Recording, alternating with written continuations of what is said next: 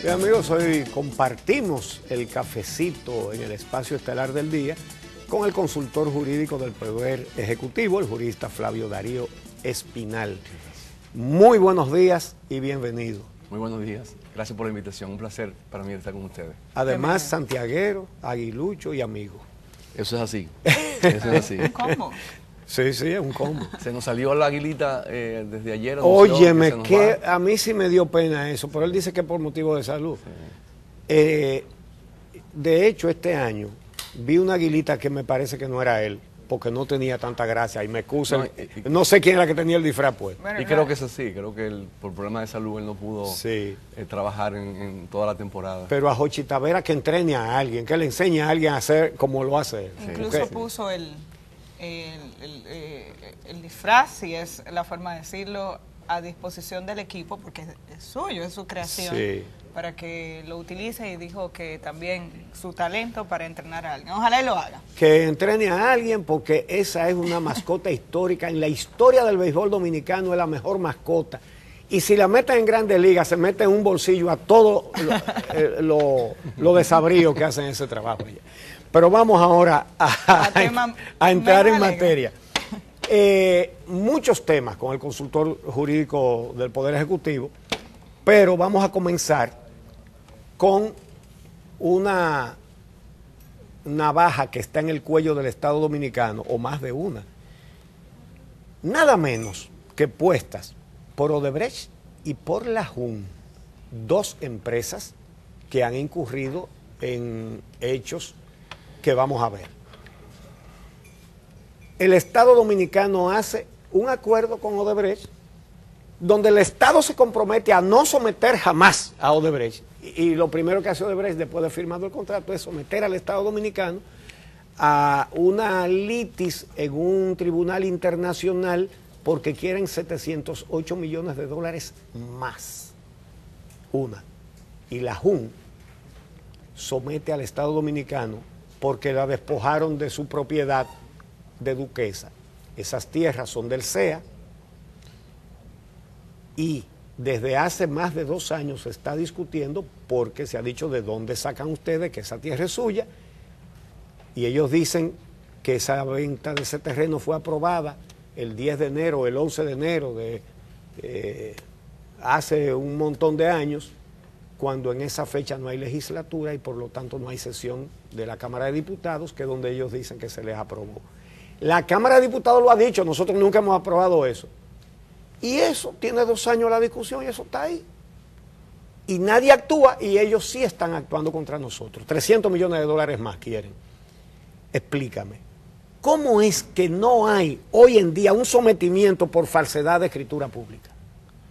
Mira, en lo que tiene que ver con mi papel como consultor jurídico, me voy a referir de manera principal al tema del arbitraje, de modo que podamos esclarecer la situación en la que estamos y hacia dónde vamos. Efectivamente, la empresa La JUN interpuso una demanda en arbitraje, sustentados en el Tratado de Libre Comercio entre la República Dominicana y CARICOM.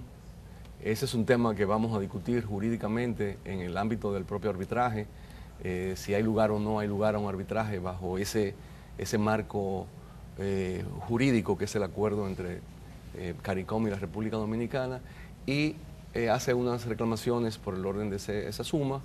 De parte nuestra, lo que en esta etapa del proceso, lo que puedo garantizar, asegurar, es que el Estado Dominicano va a defenderse de manera firme, categórica, jurídicamente rigurosa.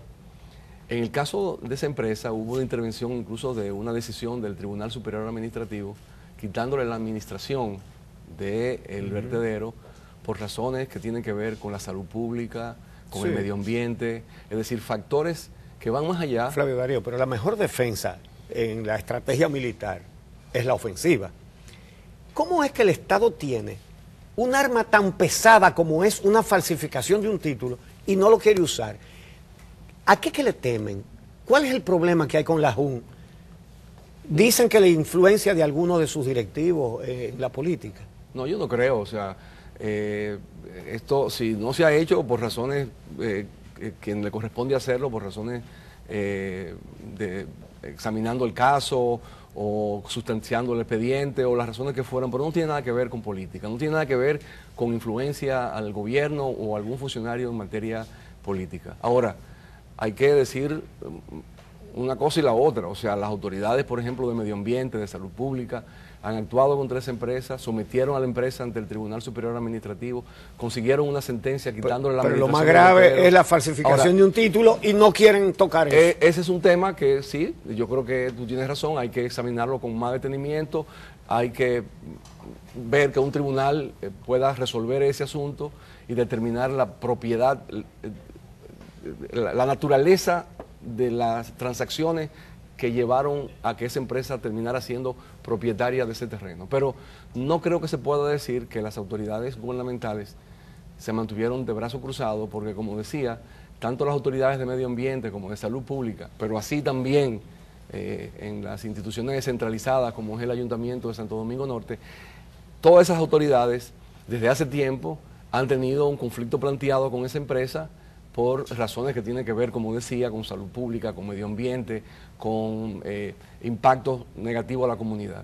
Entonces, obviamente, hoy día estamos en un mundo, estamos en un mundo en el que los inversionistas extranjeros se valen o de acuerdos de libre comercio o de tratados bilaterales de inversión y todos los refieren a un arbitraje, no porque el contrato en sí tuviera una cláusula arbitral en este caso, sino porque en el marco de ese tratado hay una cláusula cuando se afecta a una inversión o alegadamente se afecta a una inversión. Entonces, si nos demandan en ese ámbito, en ese foro, nosotros tenemos que defenderlo. Y ahí es que yo digo... Pero la mejor defensa es, pero este señor, ¿qué es lo que está reclamando? Si esto es una falsificación. Claro. Y eso no lo quieren decir. Lo que eso da lugar es a que se piense que es que hay muchas complicidades ahí que afectan a personas importantes del gobierno y del partido. No, bueno, eso no lo sé, pero yo no, repito, no hay ninguna influencia política o económica en el gobierno como para no hacer nada con respecto a esa empresa. Es que es una cosa tan fácil decir, miren, ellos dicen que son dueños de esto porque dicen que se le aprobaron esta sesión. Esa sesión no existió, punto. Ya, ¿y por qué es que no dicen eso? No quieren decir eso. Bueno, eso se ha planteado en diferentes escenarios. Lo que no ha habido es un apoderamiento judicial que resuelva ese asunto en el ámbito que tiene que resolverse, que sería el tribunal competente sería el Tribunal de Tierras. ¿De quién depende que se inicien acciones legales en ese sentido? Usted ha dicho bueno, en una ocasión que, se demandó ante el Tribunal Superior Administrativo para quitarle la administración a la JUN del vertedero de Duquesa por el tema de salud y ambiental que todos conocemos. Pero aparentemente esa fue una medida provisional.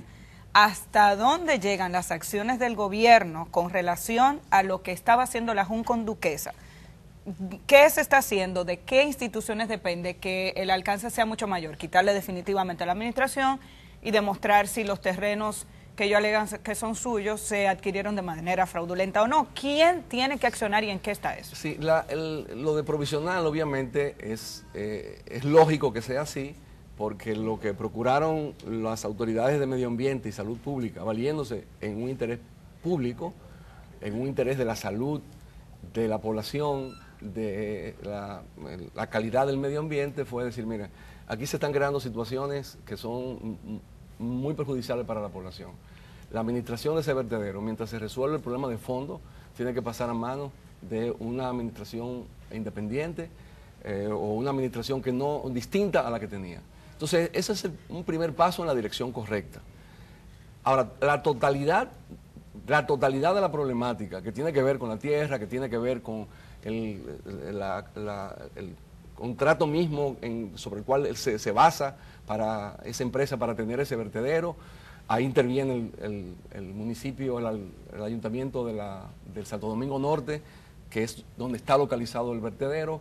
Todos esos son temas que se van a ir dilucidando con el paso del tiempo. Pero bueno, yo creo que se debe decir con claridad que las autoridades del gobierno, de los ministros de Medio Ambiente, los ministros de Salud Pública, a nivel de gobierno hubo acciones con miras a, por lo menos por ahora, quitarle la administración y poder poner ese vertedero en manos de autoridades distintas a las que la tenían.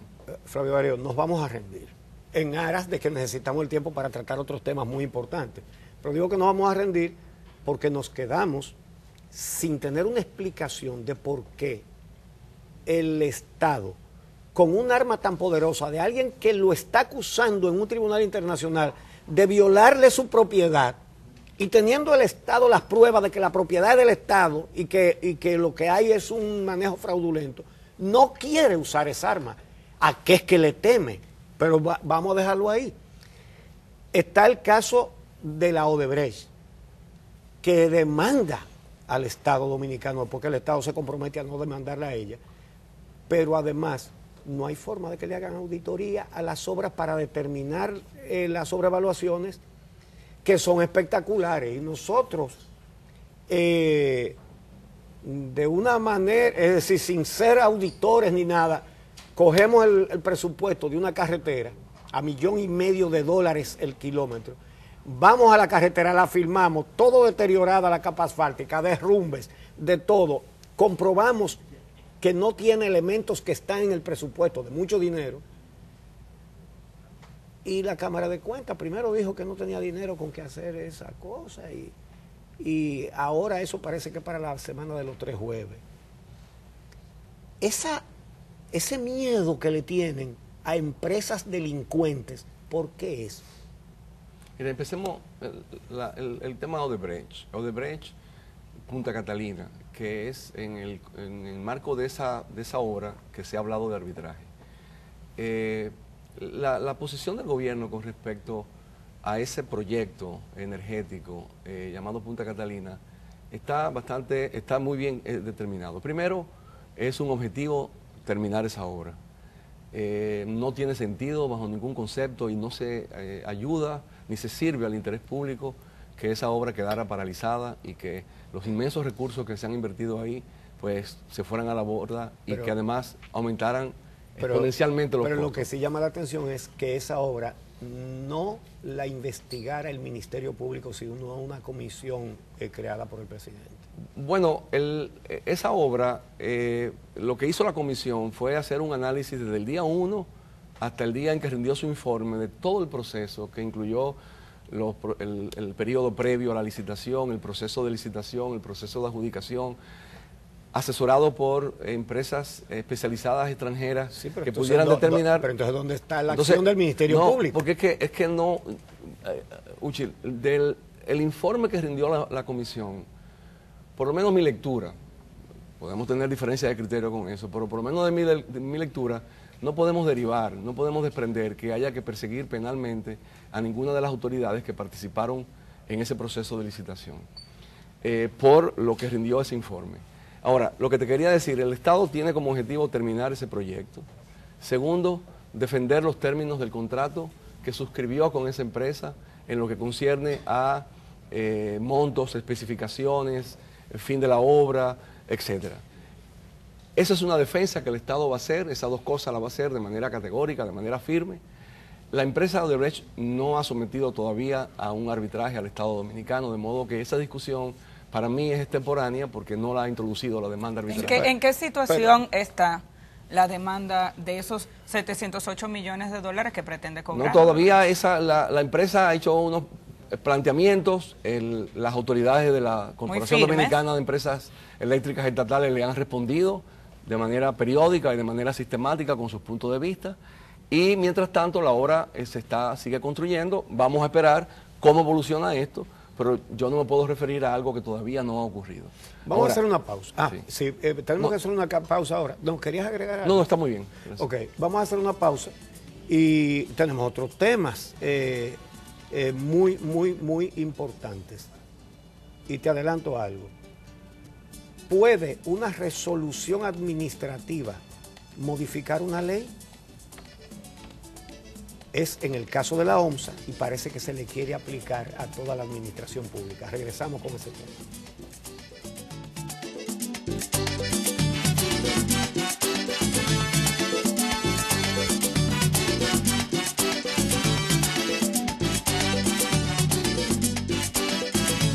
Continuamos conversando con el consultor jurídico del Poder Ejecutivo, el doctor Flavio Darío Espinal. Ahora, con el caso de la OMSA,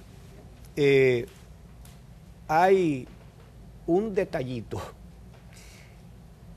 que parece que se quiere desviar la discusión de las faltas que cometió la administración de Manuel Rivas, presidente del Partido de la Liberación Dominicana en Santo Domingo Oeste, exdirector de la OMSA, preso no por corrupción, que eso ahora hay que hacer ese trabajo, sino por el asesinato de Junior Ramírez.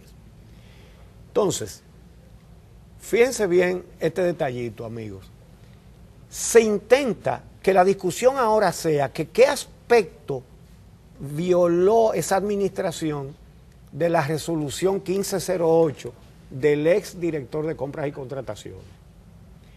Esa resolución simplemente no existe porque lo que hizo aquel director de compras y contrataciones fue modificar la ley de compras y contrataciones, él, con una resolución administrativa.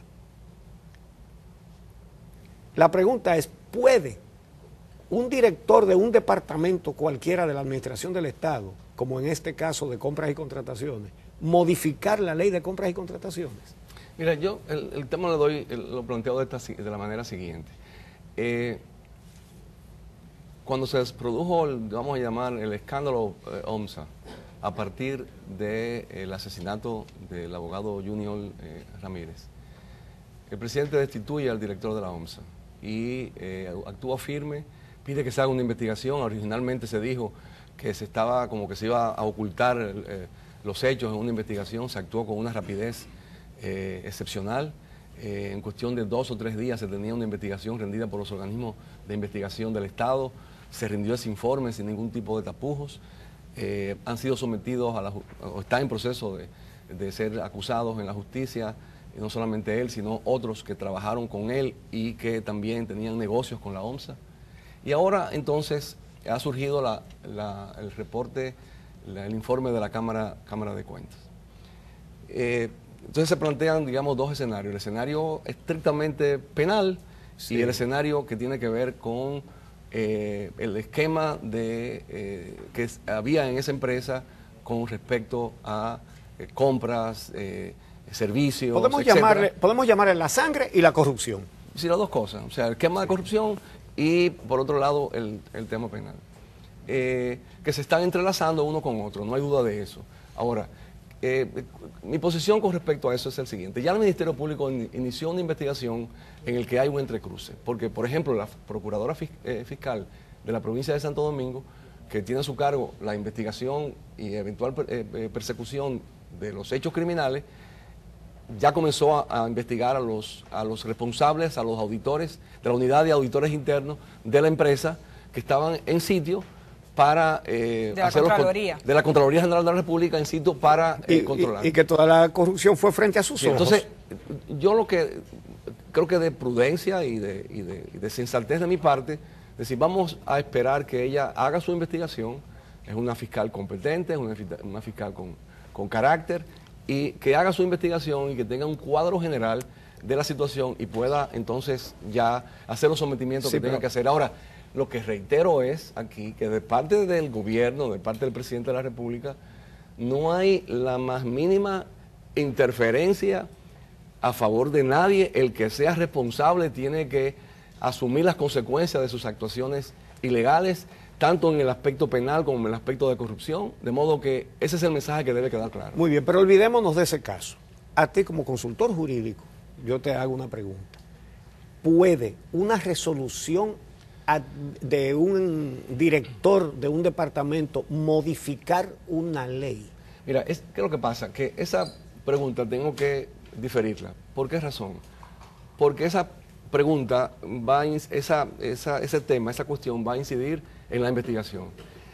Yo meterme a dar una opinión sobre eso ahora mismo, puedo de alguna manera influir o predeterminar la interpretación que se pueda tener en el caso de que se trata. Yo estoy aquí como consultor jurídico y tengo que tener cuidado con eso, porque hay una investigación abierta. Yo meter el peso de la consultoría jurídica en lo que tiene que ver con eso, creo que no es lo correcto. De modo que vamos a dejar que eso avance. No hay duda que en términos generales hay una teoría de las jerarquías de las normas jurídicas. A veces una norma superior crea las bases para que se puedan adoptar resoluciones, pero en este caso en particular creo que es de prudencia y es de lógico y sensatez que la consultoría jurídica no tome partido en este momento con respecto a eso para que la investigación avance. Eventualmente lo más probable es que yo tenga que pronunciarme o la consultoría tenga que pronunciarse, pero creo que no es el momento. Bueno, te invitaremos entonces. Sí, claro. Porque la verdad es que lo que da la impresión es de que se está tratando de cubrir probables réplicas de ese esquema de corrupción en otros departamentos del Estado. Yo espero que no, y no creo que sea así. Y repito, las autoridades del Ministerio Público, creo que eso está en manos de una fiscal muy competente, con mucho carácter, sí, tienen que llevar a cabo esa investigación, tienen que llegar hasta las últimas consecuencias. De parte del gobierno no hay ninguna limitación para que eso sea así. Qué pena que se acabó el programa. Podemos hacer como 4 programas uno atrás de otro, con tantos temas que hay. Siempre lo haré. Gracias. Bueno, Flavio Darío Espinal, consultor jurídico del Poder Ejecutivo, un consultor jurídico que no es a la usanza de aquellos que se meten en temas de politiquería, sino que es consultor jurídico, ¿verdad? Gracias. Así que, y gracias a ustedes por acompañarnos. Mañana a las 6 de la mañana lo esperaremos aquí de nuevo.